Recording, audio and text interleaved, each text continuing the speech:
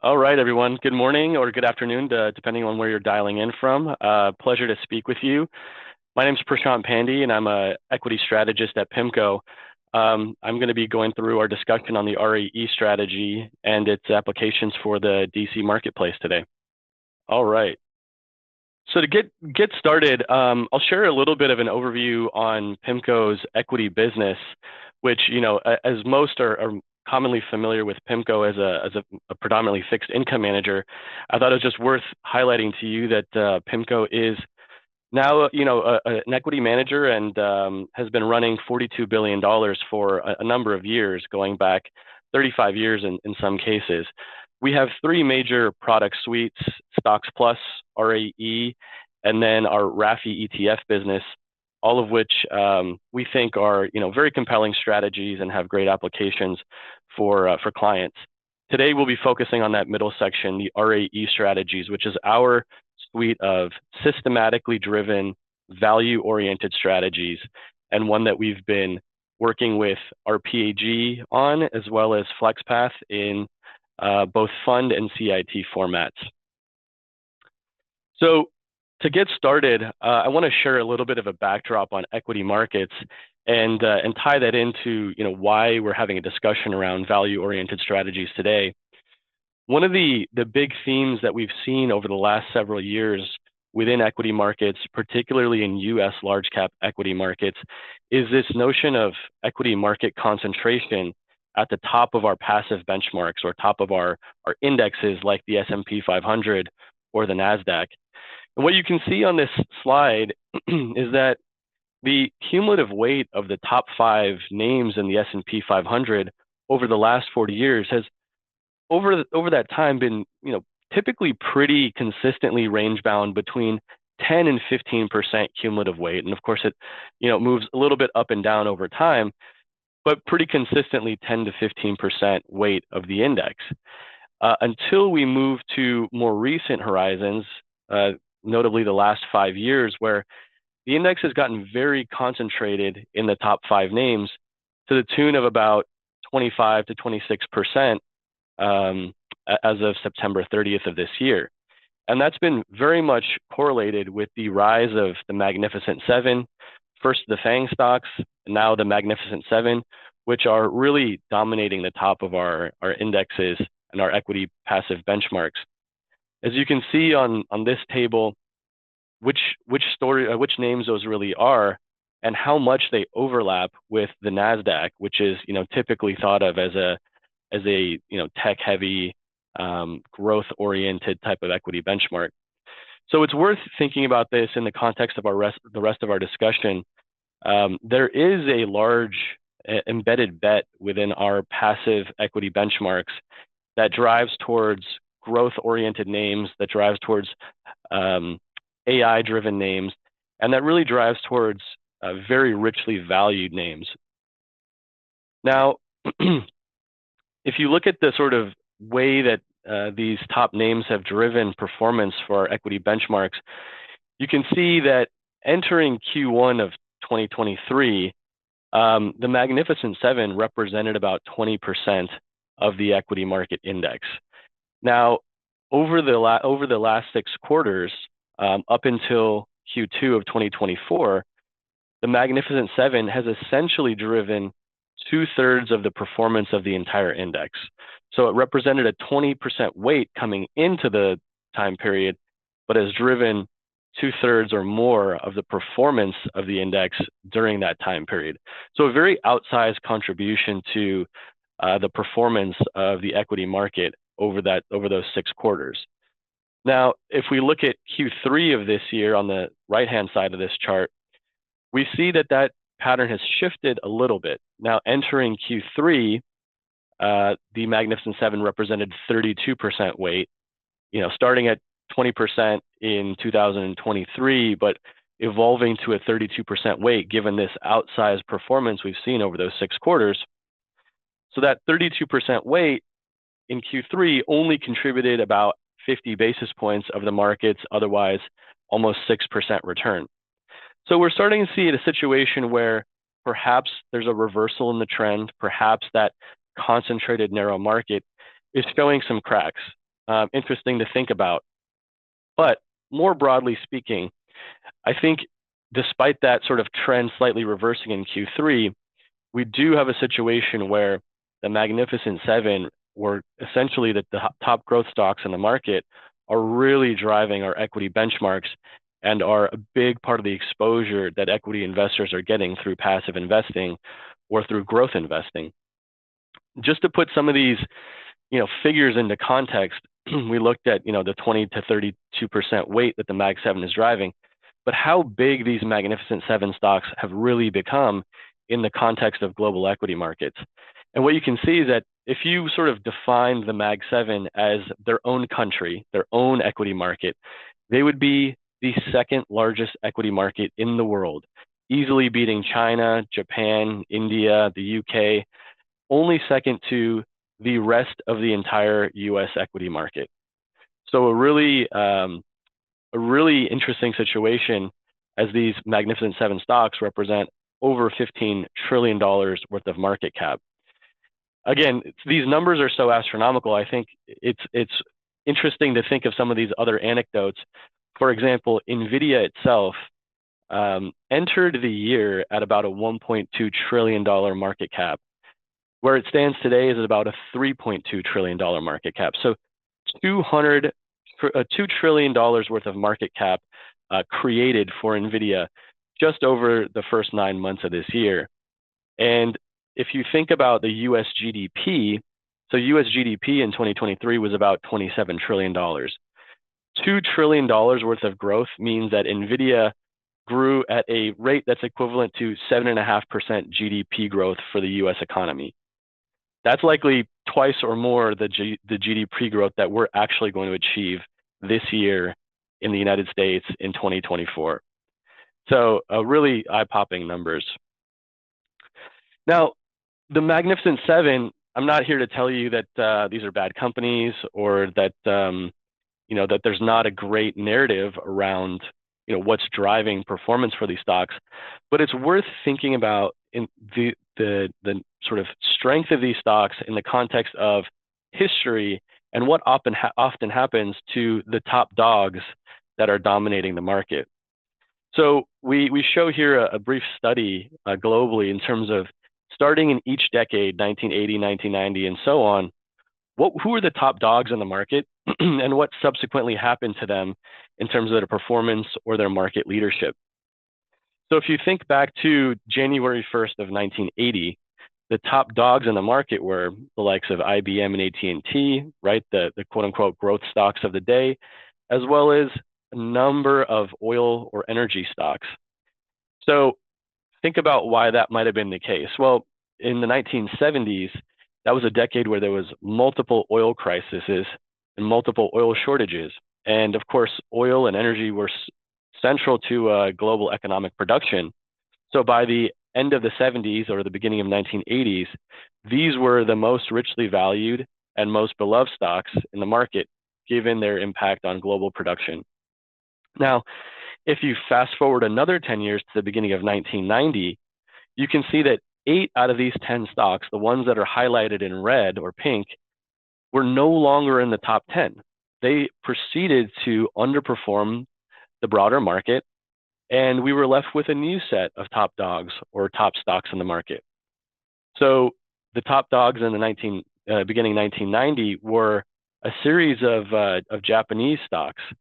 If you think about what happened in the 80s, this was the rise of Japan. There was great narratives about how efficient Japanese manufacturing was, and there was a view that the Japanese economy would become the #1 in the world. And so based on those narratives, the Japanese stocks began to dominate the top of the benchmark. Now, later, we know that was sort of the 80s was a period of the Japan bubble. And by 2000, these Japanese stocks were no longer the top dogs in the index as they underperformed the rest of the market.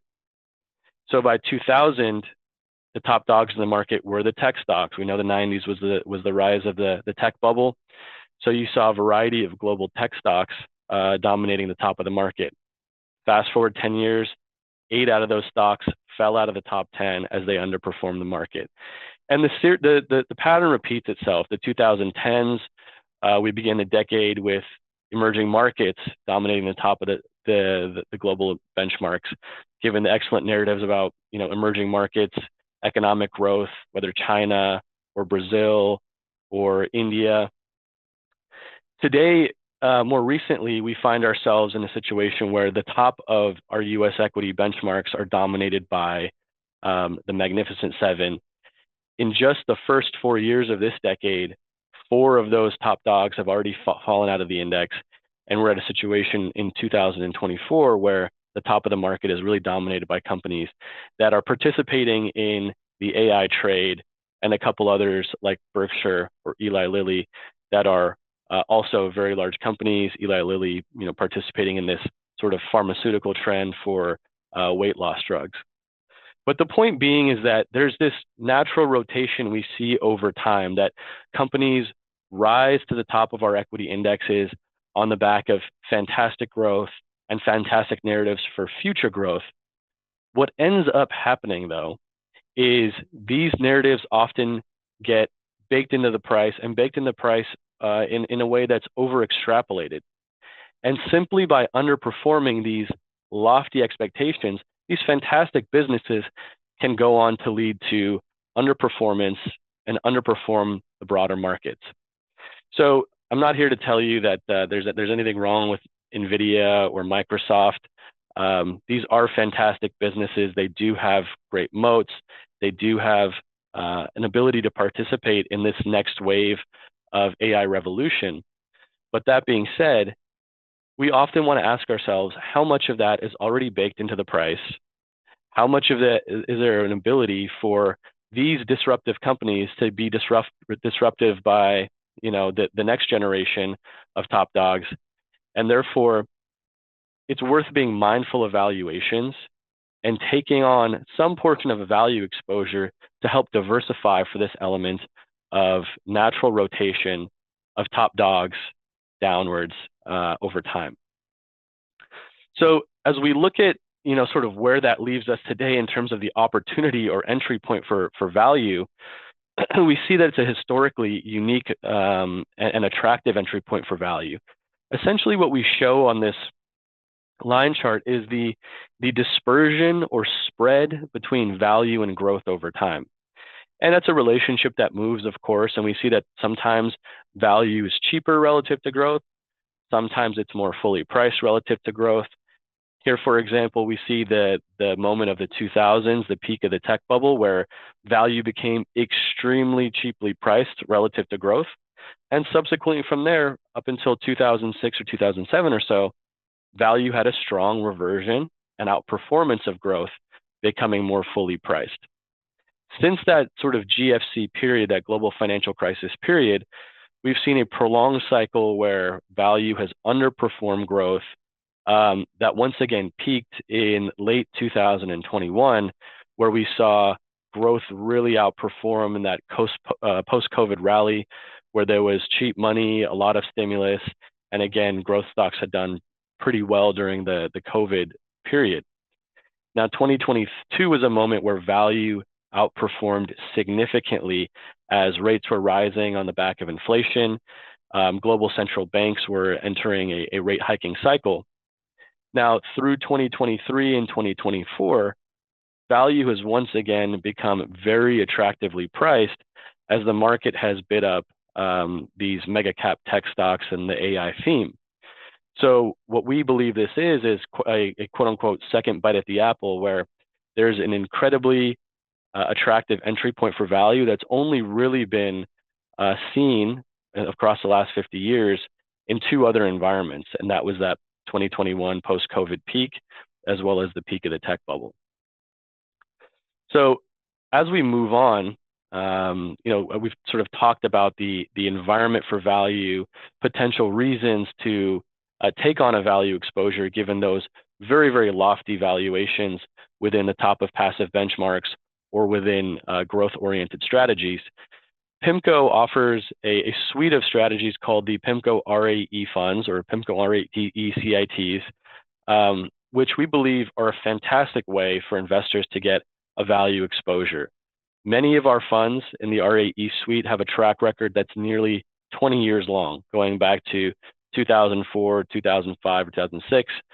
And all of these funds have demonstrated a long-term track record of outperformance net of fees to the tune of 0.5% to almost 3% in certain cases. All also have a very strong Morningstar star rankings as well. So in addition to those long-term track record performances, one of the things that we like to highlight as equally important is the consistency of outperformance. And what we show here is that for the key sort of funds in this suite, the 3-year and 5-year rolling outperformance. If given a 3-year performance window or a 5-year performance window, what is that probability of outperformance and what is the magnitude of outperformance? And what you can see is that, across 3-year rolling windows, nearly 80 to 90% chance of outperformance, with the magnitude of outperformance that's 1% or above. Even better if the strategy is given a benefit of a 5-year performance window, 90% or more probability of outperformance. And this is one of the things that we really focus on highlighting, particularly with DC investors, given the fact that DC investors have a new entry point every 2 weeks or every month, every pay period. They are contributing dollars into their 401ks or their DC plans. And so it's very important that each one of those dollars has a high likelihood and high propensity for outperformance, not just looking at a long track record where there could be a lot of noise or a lot of underperformance buried underneath the hood. So long-term track record of outperformance, a highly consistent pattern of outperformance. How do we achieve that? Well, really, there's a few things to think about or remember when you think of the RAE strategies here delivered by PIMCO. These are systematically driven strategies that take advantage of this pattern of mean reversion in markets. And I'll talk a little bit more about that in a moment. We focus on using quantitative signals or systematic ways of deriving and defining the attributes that we want in a portfolio. Now, I want to contrast the word systematic and quantitative in this context to black box, high frequency, or esoteric type strategies. That's really not what we're seeking to do here in the RAE strategies. These are strategies that are focused on long-term value orientation, incorporating quality and incorporating momentum as ways to refine that value orientation. We're essentially trying to do the same things that your favorite active manager has tried to do over the years, which is pick cheap stocks that have good quality, that have constructive price momentum. That is really what we're trying to capture. We just seek to do it in a systematic fashion, ultimately one that we think is more repeatable and more successful over time.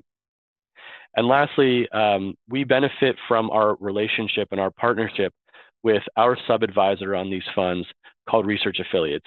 They're based here in Newport Beach. Right next to PIMCO's headquarters is their headquarters across the street. And we've worked with Research Affiliates for over 20 years with a very successful partnership. I'll tell you about them for a moment. The reason that we partner with Research Affiliates is really they have a deep and long-standing expertise in understanding, researching what drives equity market performance, how to specify that in a systematically driven way. And they're led by a great and deep team founded by Rob Arnott in 2002. But there's about 65 employees at Research Affiliates, all really focused on research, publication, and formulating investment strategies that take advantage of their deep research and academic pedigree. PIMCO and Research Affiliates jointly manage $29 billion, about $12.5 billion of that being managed jointly in the PIMCO RAE strategies. So a very successful partnership and one that we've really benefited by leveraging their expertise on these strategies. So I mentioned the concept of mean reversion, and I'll explain that a little bit more closely here. So essentially, our view and the underlying philosophy of the RAE strategies is that there is mispricing in markets. There is a variety of behavioral reasons that price can become dislocated from this long-term intrinsic value. So things can become overvalued, things can become undervalued. Our view is that if you can take a disciplined, systematic approach to contra trading these mispricings in the market, then you have a high likelihood of outperforming over time. And we believe that this pattern of mispricing and mean reversion is one of the most durable ways of deriving outperformance in equity markets. It's something that is very difficult to be arbitraged away, given the fact that a lot of this, sort of mispricing is driven by human emotion, it's driven by sentiment, potentially fear, and it's a long-term kind of approach. And so it's very difficult to be arbitraged away or exploited such that, the value premium goes to zero. So in a long way of saying, this is a value-oriented strategy. Now, there's some nuances and some additions that we bring into this value-oriented approach that we think are very important. First of all, we are looking for value exposure in the presence of high quality and constructive price momentum. We're really looking for stocks to own in our RAE portfolios that are attractive from a valuation perspective, but also attractive from a quality momentum perspective. The reason that we incorporate quality and momentum into our investment philosophy and approach is that they help solve for some of the traditional struggles that value managers have. Those struggles being, for one, that just because something looks cheap doesn't mean it will necessarily mean revert. There are traps out there, there is junk out there, there are stocks that can go to zero. And so we want to avoid those value traps in the market by incorporating quality, giving us a higher propensity to select stocks that will have that positive mean reversion.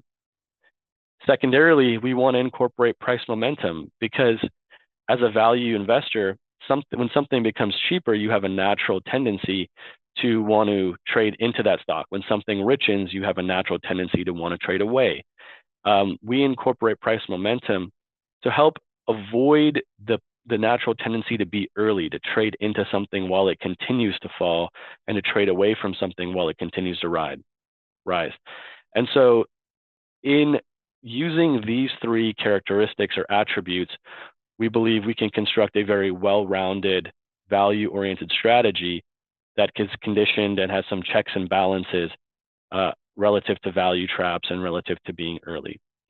So step one in our investment process is really a stock selection approach that combines these three attributes. We select the stocks in the market that have that most attractive RAE score, the integration of these three attributes. Secondly, once we've selected stocks for the portfolio, it comes to, well, how do we size these positions? And I think this is one of the unique and differentiated ways that our partners' research affiliates have come up with sizing positions to keep scale, investability, low transaction costs, and economic representativeness within the portfolio. So the way that we size positions is not benchmark aware. We're not looking at the market capitalization of a stock. Instead, we're looking at the size of a business based on its sales, cash flow, dividends, and book value relative to the sales, cash flow, dividends, and book value of the rest of the market. And in that way, we're able to understand a company's economic or fundamental size rather than assessing its size based on price or market capitalization. So we scale positions in the portfolio on a combination of the RAE score, how high conviction is it based on this systematically driven model, as well as how investable or big or economically representative this company is based on its sales, cash flow, dividends, and book value. And finally, this is an investment process that we simply repeat on a quarterly basis. On a quarterly basis, we recompute the RAE scores for all the stocks in the universe. That means we're going to select some for inclusion in the portfolio. That means that some that we had in our portfolio, their RAE scores have likely degraded because their valuations have gone up. So they'll graduate out of the portfolio. We'll take gains. And we perform this process on a quarterly basis. In this way, we're able to keep turnover to moderate levels and while also sort of incorporating new information over time. So that's the high level on the investment process. If I can leave you with one of the most kind of important and salient attributes for the RAE strategy, it's that it's a value-oriented strategy that has what we call a dynamic value orientation. What that means is it simply ramps up on value naturally as the value premium becomes more attractive. As value stocks become cheaper in the marketplace, we'll take a deeper position into value. As value stocks become more fully priced in the marketplace, we'll have a less pronounced orientation towards value. It's always going to be a value-oriented strategy, but that value orientation moves over time based on how attractive or how cheap the value opportunity is in the marketplace. And in this way, this is one of the key reasons why we're able to outperform value benchmarks and other value managers so consistently and so in such a sort of large way.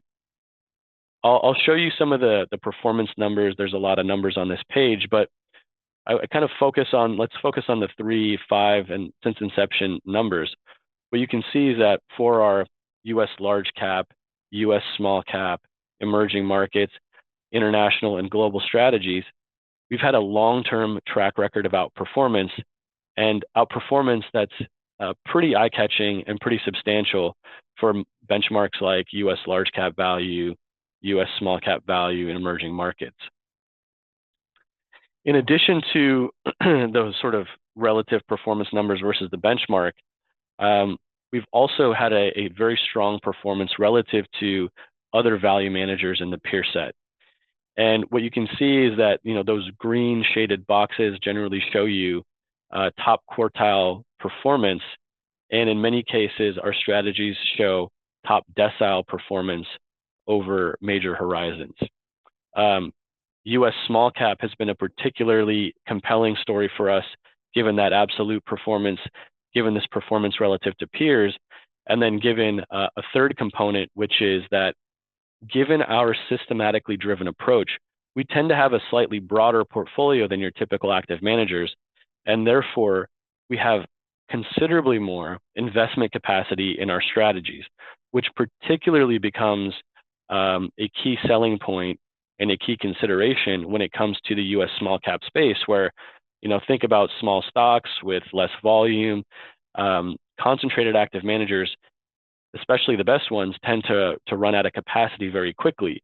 Here we have a top decile strategy that has billions of dollars of remaining capacity from where we are today, given the fact that we're using a systematically driven approach. So we've talked about sort of the long-term performance numbers, the consistency, the investment process, and the peer ranks. The last thing that I think is important and of particular consideration for DC-oriented investors, DC plan sponsors, and DC advisors is the fee profile.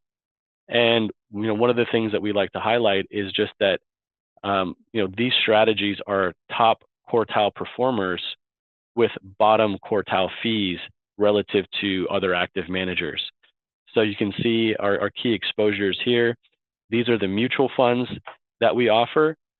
In addition to the mutual funds across US large, US small, and international, we also offer CITs, which in many cases are available through the RPAG network at preferential pricing relative to these mutual funds. So I'll conclude by highlighting a few points, and I gear these specifically towards the DC market. We have a long-term track record of outperformance. We are approaching in a couple months here the 20-year anniversary of our first RAE strategies. These strategies have a highly consistent pattern of outperformance that's really driven by this systematic approach to investing, which we think is much more repeatable, very well researched, and not beholden to any human biases, human emotion, or any individual sentiment. We have that dynamic value orientation that loads into value as value becomes more attractive. We're not going to be deep value all the time. We're going to be deep value when value is most attractively priced, and we're going to be more muted in our value exposure when value is less attractive. And in that way, we're able to contra trade and outperform traditional value benchmarks and many value managers. These strategies are offered at a compelling fee profile, bottom quartile fees for our funds, and even better for our CITs. You can feel free to engage with us if you want to learn more about those CITs and how to access them. And then lastly, ample investment capacity. And again, this one is of particular interest for exposures like US small or emerging markets. But across the board, we have funds that have a long runway in terms of investment capacity.